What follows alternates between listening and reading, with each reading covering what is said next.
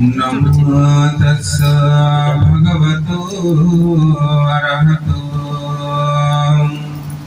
सम्मा सम्बुद्धस्सा तुम्हे हि किच्चमतापं अकतरा तथागता पटिपन्नुपमुक्तं ते जयमो मरबन्धना ईसा बुद्धवतिदासा समुद्धमां धानं वयदिं गत्वा सम्बुद्धिं सालभन्ति ते एतेन सस्सवाचेन होतु ते जयमङ्गलं ते।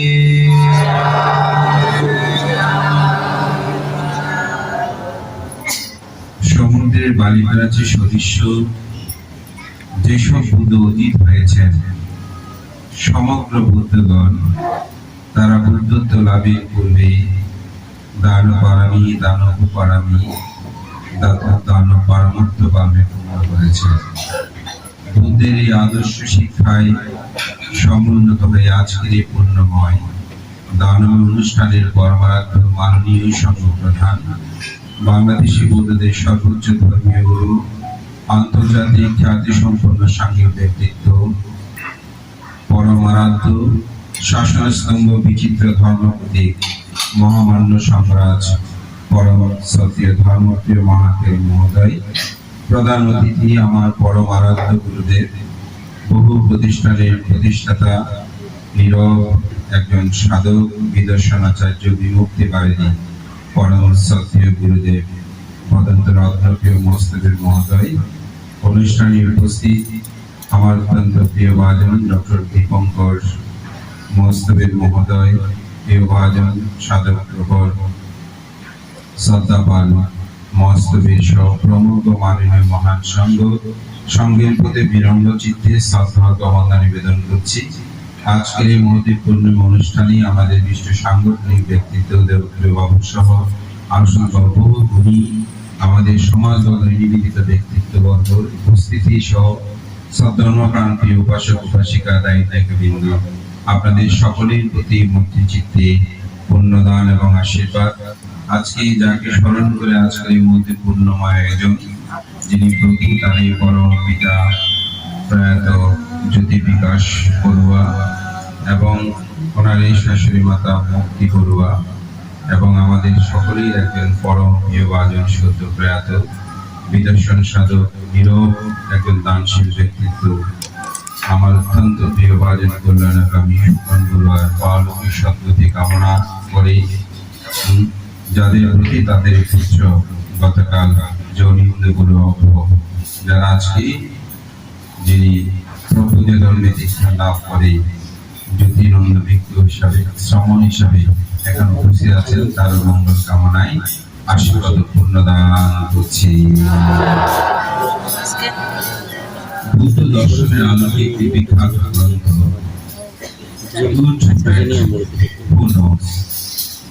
এই গ্রন্থের একটি প্রথমেই একটা ঘটনা আছে। সেই ঘটনাটা হচ্ছে, এই গ্রন্থের লেখক তিনি বিখ্যাত বৌদ্ধ ভিক্ষু, যার নাম হচ্ছে আজান ব্রহ্মা। তো তাকে একজন প্রশ্ন করছে, আপনি তো ত্রিপিটক শাস্ত্র অধ্যয়ন করেন, গবেষণা করেন, বুদ্ধির জীবনাদর্শনে নিজেকে আত্মসাৎ করেছেন। কোন ব্যক্তি যদি একটি ত্রিপিটক গ্রন্থ ছিঁড়ে ডাস্টবিনের মধ্যে ফেলে দিয়ে ফাঁস করে দেয়, তখন আপনি কি করবেন?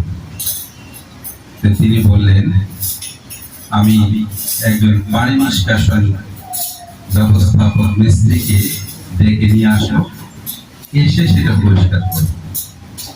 তো বলে যে আপনি যিনি এই ত্রিপিটক গ্রন্থকে ছিঁড়ে টয়লেটের মধ্যে ফেলে দিয়েছে, তাকে আপনি কিছু করবেন না? বলে না, তাকে কিছু করার নেই। তিনি ছিঁড়ে যখন ফেলে দিয়েছে, পানি নিষ্কাশনের সমস্যা হবে, সেটাই আমি সমাধান করব। আমি অনেক ধর্মগুরুর কাছে প্রশ্ন করেছি, কিন্তু সবাই তার শাস্তি কামনা করেছে, তার মাথার দাম চেয়েছে, তাকে হত্যা করার জন্য উদ্যত হবে বলেছে, কিন্তু আপনারটা কেন ভিন্ন? তখন তিনি বললেন, আধার এবং আদিও এই দুটির মধ্যে পার্থক্য আছে। কেউ যদি বুদ্ধ মূর্তি ভেঙে দেয়, কেউ যদি ত্রিপিটক ছিঁড়ে ফেলে, কেউ যদি বুদ্ধ প্যাগোডা সেগুলো ধ্বংস করে ভেঙে ফেলে, এটা আধার তিনি ভাঙবেন, কিন্তু আদিও তিনি ভাঙতে পারবেন না। আধার হচ্ছে কি পাত্র যেখানে রাখা হয়। বইটার মধ্যে ত্রিপিটকের কথা লেখা আছে, সেটা যদি সে ছিঁড়েও ফেলে আর একটি জায়গায় ত্রিপিটকের কথা কিন্তু থাকবে। সুতরাং সে পাত্র ভাঙতে পারে, অর্থাৎ আধার ভাঙতে পারে, কিন্তু আদিও ভাঙতে পারে না। আদি হচ্ছে কি আদর্শ, আদি হচ্ছে কি চতুরার্য সত্য, আর্যষ্টাঙ্গিক মার্গ, যেটাকে আমরা হচ্ছে শীল সমাধি প্রজ্ঞা। আপনি আধার ভাঙেন, কিন্তু আদর্শকে যেন ভেঙে না যায়।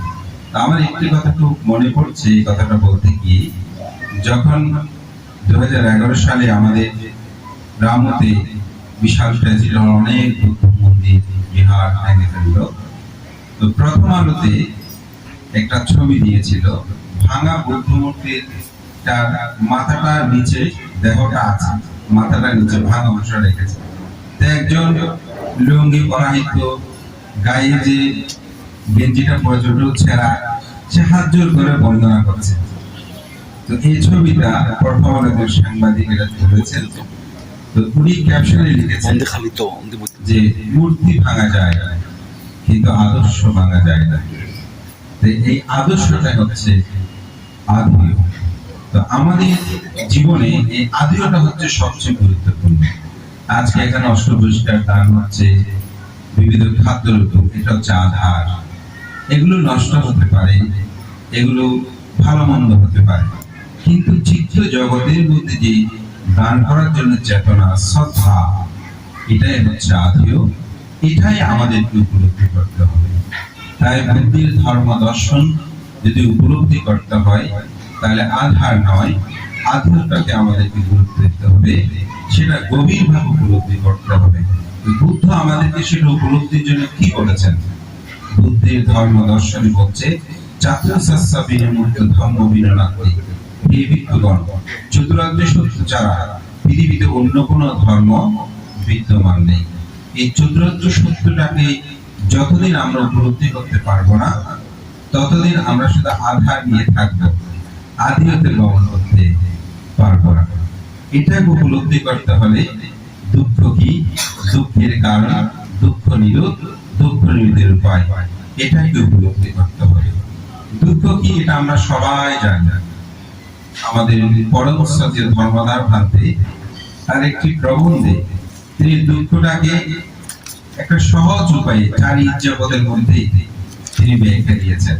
বলছেন, একজন মানুষ সুখের জন্য বসেছে, বসতে বসতে অনেকক্ষণ বসার পর আর বসতে ভালো লাগে না, বলছে একটু হাঁটলে ভালো লাগবে। হাঁটতে শুরু করেছে, কিছুক্ষণ হাঁটার পর আবার হাঁটতেও ভালো লাগে না, মনে হয় আমি একটু দাঁড়িয়ে থাকলে ভালো লাগবে। তিনি দাঁড়িয়ে আছেন, দাঁড়াতে দাঁড়াতে কিছুক্ষণ পর আবার দাঁড়াতেও ভালো লাগে না, বলেছে একটু শুয়ে থাকলে মনে হয় ভালো লাগবে। শুয়ে থাকতে থাকতে দেখবেন শুইতেও আর ভালো লাগে না। এই চারি পথে মানুষের জীবন, কোন জায়গায় আপনার ভালো লাগাটা থাকে না। কেন থাকে না? কারণ দুঃখ আমাদের সবসময় পিছে থাকে। এই জন্য পরম সত্যের প্রগল্ভ ভান্তে তার একটা প্রবন্ধ, দুঃখ কোথায়, তিনিও সেখানে বর্ণনায় বলেছেন, পৃথিবীতে চলতে চলতে একটা ফুল দেখেছি, চোখ বিজ্ঞান দিয়ে যখন এই ফুলটা দেখে এটা বলছি খুব সুন্দর, এই সুন্দর যখনই বলেছি দুঃখকে আমি বরণ করে নিয়েছি। কারণ ফুলটি যখন মলিন হবে তখন আমার মধ্যে দুঃখ সৃষ্টি হবে। এই জন্যই তিনি বলছেন অভিধর্মে, রূপং অভিনন্দাতি সুদুঃখং অভিনন্দাতি, যিনি রূপকে অভিনন্দন করে তিনি দুঃখকে অভিনন্দন করেন।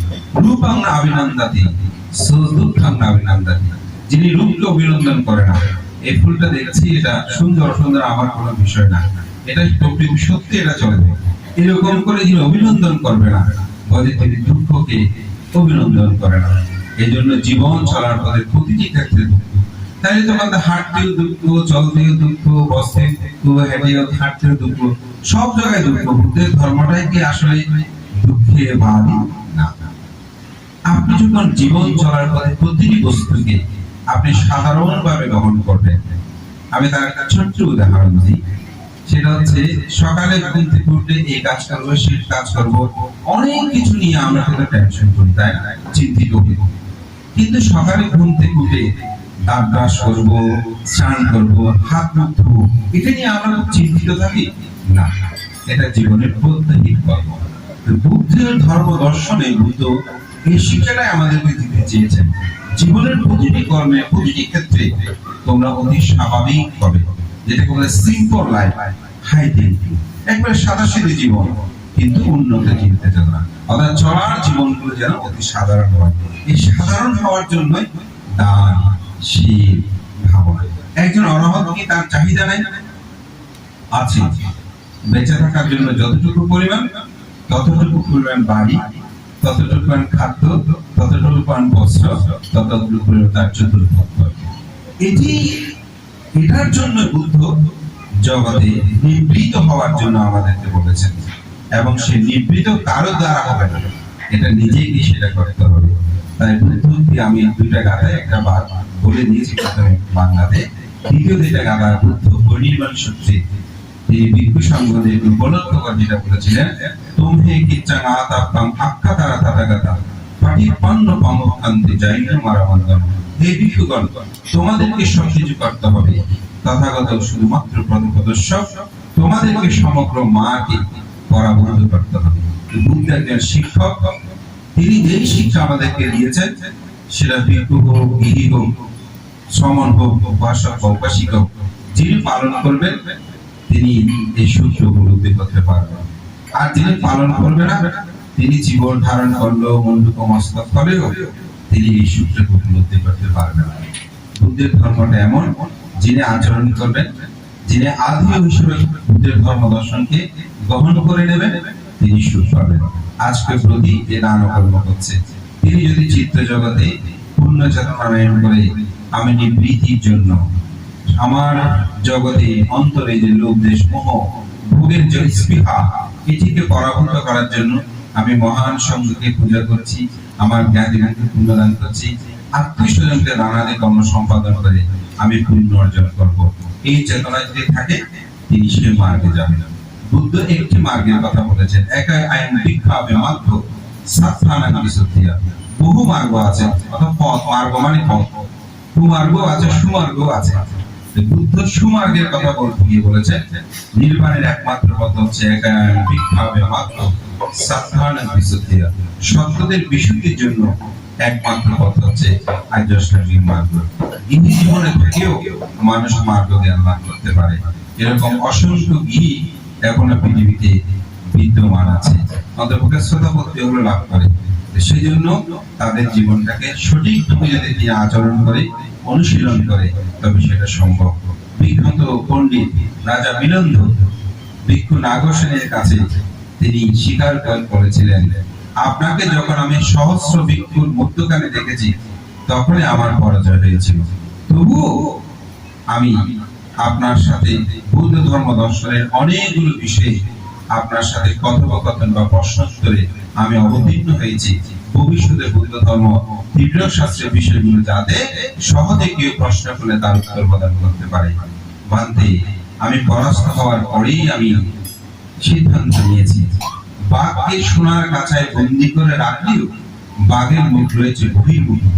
ঠিক অনুরূপ ভাবে আমি এই বিত্ত, বৈভব, সম্পদের মধ্যে থাকলেও, যেহেতু তিনি রাজা ছিলেন, আমি এখানে থাকলেও আমার মুখ রয়েছে বহির্মুখী। আমি কখনো নির্বাণ লাভ করবো, কখন আমি দুঃখ থেকে মুক্তি লাভ করবো। কথিত আছে, পরবর্তীতে রাজা বিনন্দ তিনি অরহত মার্গ জ্ঞান লাভ করেছিলেন। আমি বলবো, একজন মানুষ এই জীবনে থাকলেও যদি তিনি প্রকৃত শীল, সমাধি, প্রজ্ঞার আচরণ করে, তবে তার পক্ষেও মুক্তি লাভ করা সম্ভব। তা আমি মনে করি এই পরিবার তারা সে ধর্মময় জীবন লাভ করেছে, আমাদের জ্ঞান বিকাশ বাবু এবং তার সহধর্মী অঞ্জলি বড়ুয়া, তারা দীর্ঘকাল কুটিয়াতে ছিলেন। তারা এমন মহাগুরুদের সান্নিধ্য পেয়েছেন, সে পূর্ণপুরুষ বুদ্ধরক্ষিত মস্তবীর উপসংহার ধর্মরক্ষিত মস্তবী। আমাদের অনুপন্ত সৌভাগ্য, তিনি উপসংহার ধর্মরক্ষিত মস্তবের কাছে তিনি সামান্য ধর্মে শিক্ষা লাভ করেছিলেন এবং পরমসতী বুদ্ধত্ব মস্তবী থেকে শুরু করে বহু পূর্ণ পুরুষ তাদের বাসায় যেতেন। যেহেতু তখন পুলিয়া স্টেশন ছিল, শহরে পথে আসে সকালবেলা সোয়িংটা, সেখানে তারা গ্রহণ করতেন। এই পূর্ণপুরুষদের সান্নিধ্যে তাদের জীবনটা আজকে মহিমান্বিত হয়েছে। তারা আর্থিকভাবে ধর্মীয়গতভাবে তাদের নীরব স্বরূপে দান ও ধর্মীয় কর্মে তারা আজকে অগ্রসর হচ্ছে।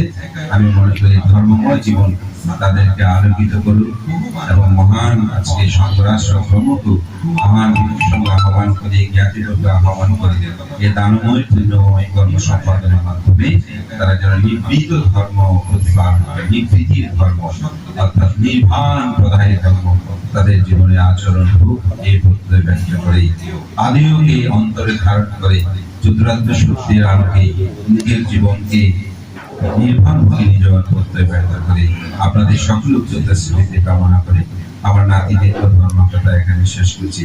জগতের সকল প্রাণী সুখী হোক।